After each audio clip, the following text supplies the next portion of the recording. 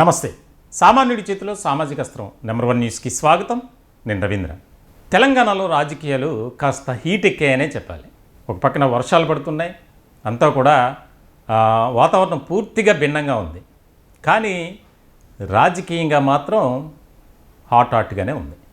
దీనికి ప్రధానమైనటువంటి కారణం ఏంటంటే మంత్రివర్గంలోకి మహమ్మద్ అజారుద్దీన్ ఎంట్రీ. భారతదేశ క్రికెట్ ఆయన ఎన్నో సేవలు అందించినటువంటి వ్యక్తి, తెలుగువారు.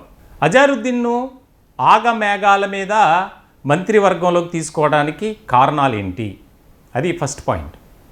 అని కనీసం ఏమీ పదవి లేదు, గతంలో పోటీ చేసి ఓడిపోయారు జూబ్లీ హిల్స్ నియోజకవర్గానికి సంబంధించి.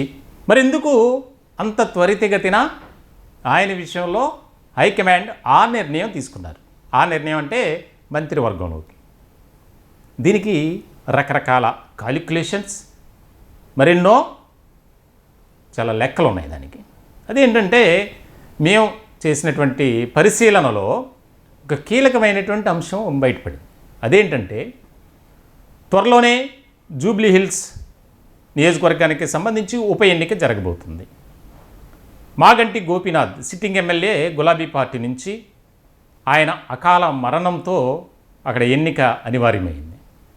ఇటువంటి సందర్భంలో గ్రేటర్ హైదరాబాద్ ముఖ్యంగా కాంగ్రెస్కు పట్టు లేదు.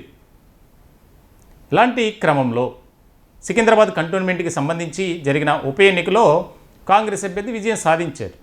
అంతే తప్ప ఎక్కడా కూడా కాంగ్రెస్ ప్రభావం లేదు.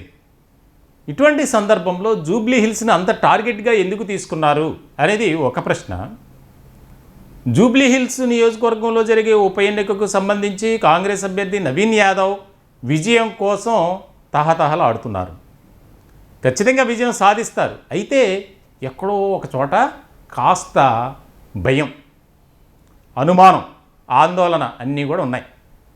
ఇటువంటి క్రమంలో ఒక అకస్మాత్తుగా నిర్ణయం తీసుకోవటం వెనుక ఆంతర్యం ఏమిటి అనే దాని మీద రాజకీయ వర్గాల్లో భిన్నమైనటువంటి చర్చ జరుగుతుంది. అదేంటి అంటే ఇటీవల గులాబీ పార్టీ జూబ్లీ హిల్స్ నియోజకవర్గంలో దాదాపుగా 10 నుంచి 12 వేల మంది ముస్లిం ఓటర్లు, మైనారిటీ ఓట్ బ్యాంకు కలిగి ఉన్నటువంటి ప్రాంతాల్లో సర్వే చేసిందండి. ఇప్పుడున్న పరిస్థితుల్లో మీరు ఎవరికి ఓటు వేస్తారు? ఒక ప్రైవేట్ సర్వే సంస్థతో చేయించిందండి. దీనికి దాదాపుగా అక్కడ జరిపినటువంటి సర్వేలో ముస్లిం ఓట్ బ్యాంక్ ఉన్నటువంటి ప్రాంతాల్లో దాదాపుగా 54% బీఆర్ఎస్కి అనుకూలంగా వచ్చిందంట. అలాగే కాంగ్రెస్కు కేవలం 23%. ఇక్కడ చాలా గ్యాప్ ఉంది. ఎందుకు ఈ రకమైనటువంటి పరిస్థితి వచ్చింది అని ఒక్కసారిగా ఆలోచన చేసినటువంటి కాంగ్రెస్ పార్టీ ఎలా అయినా రూలింగ్లో ఉంది, ఖచ్చితంగా మనమే గెలుస్తాం అనే ధీమా ఉంది. కానీ ఎక్కడో కొద్దిగా అనుమానం ఉంది కాంగ్రెస్ శ్రేణుల్లో. ఎలా అయినా సరే మనం జూబ్లీ హిల్స్లో మాత్రం ఈసారి ఓడిపోతే అసలు కనీసం మనకి గౌరవం ఉండదు అని భావిస్తున్నారు. ఇటువంటి క్రమంలో అజారుద్దీన్ మంత్రివర్గంలోకి తీసుకోవడం, ఆయనకు దాదాపుగా మాకు తెలుస్తున్నటువంటి సమాచారం ప్రకారం కీలకమైనటువంటి పోర్ట్ఫోలియో దాదాపుగా హోమ్ ఇస్తారు అనేది టాక్ నడుస్తుంది. ఎంతవరకు జరుగుతుందనేది చూడాలి. ఎందుకనంటే గులాబీ పార్టీలో మైనార్టీలకు ఇచ్చినటువంటి ప్రాధాన్యత కాంగ్రెస్ పార్టీలో లేదు. కాబట్టి మైనార్టీలంతా కాంగ్రెస్కు దూరం అనే ఒక చర్చ జరుగుతున్నటువంటి నేపథ్యంలో ఇప్పుడు అజారుద్దీన్ అకస్మాత్తుగా ఆయన రాక అనేది రాజకీయంగా ప్రాధాన్యత సంతరించుకుంది. ఇటువంటి సందర్భంలో అజారుద్దీన్కి ఏ మంత్రి అంటే ఏ పోర్ట్ఫోలియో ఇచ్చినప్పటికీ అంత త్వరితగతిన హుటాహుటిన ఆగమేఘాల మీద ప్రమాణ స్వీకారం చేయించడం చకచకా జరిగిపోయాయి. దీనికి ఒక్కటే కారణం, ముఖ్యంగా జూబ్లీ హిల్స్ ఉప ఎన్నిక.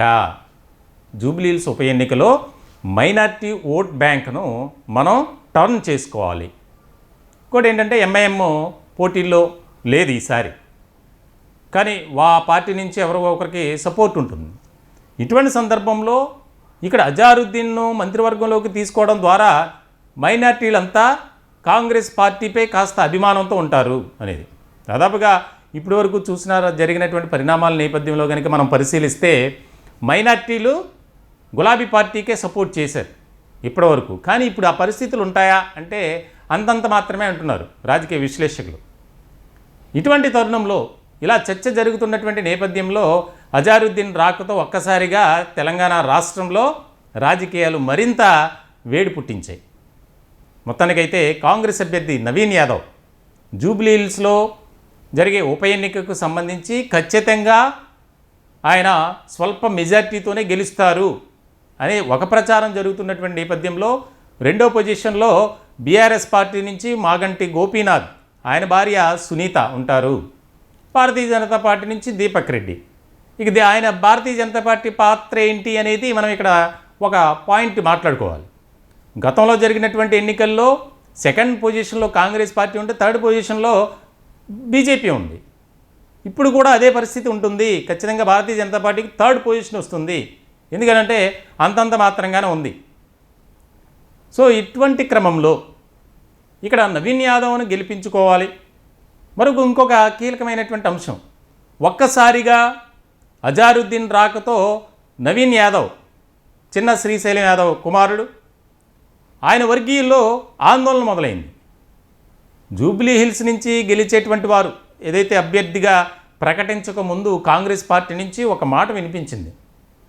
జూబ్లీహిల్స్లో అభ్యర్థి ఎవరైనా గెలిస్తే అంటే కాంగ్రెస్ పార్టీ నుంచి నిలబెట్టేటువంటి బరిలో ఉండేటువంటి వ్యక్తి అభ్యర్థి గెలిస్తే వారికి ఖచ్చితంగా మంత్రి పదవి ఇవ్వబోతున్నాం అనే చర్చ జరిగింది.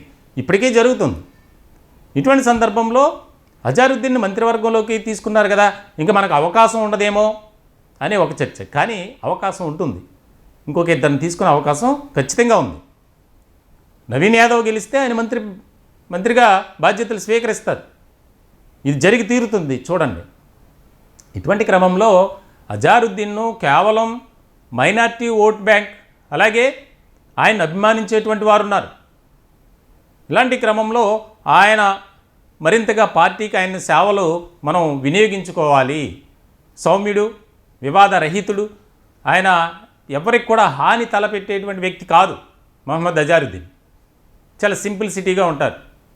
పార్టీ కోసం కార్యక్రమాలు చేయటం, సొంతంగా డబ్బు ఖర్చు పెట్టడం, ఇట్లాగా ఉన్నటువంటి పరిస్థితుల్లో హైదరాబాద్, రంగారెడ్డి ఈ రెండు జిల్లాల్లో ఉన్నటువంటి మైనార్టీలంతా అజారుద్దీన్ అంటే చాలా ఇష్టపడతారు. ఇలాంటి క్రమంలో వారందరినీ మనం దగ్గరికి చేర్చుకోవాలి. తద్వారా రాష్ట్రమంతా ఒక చర్చ జరుగుతుంది.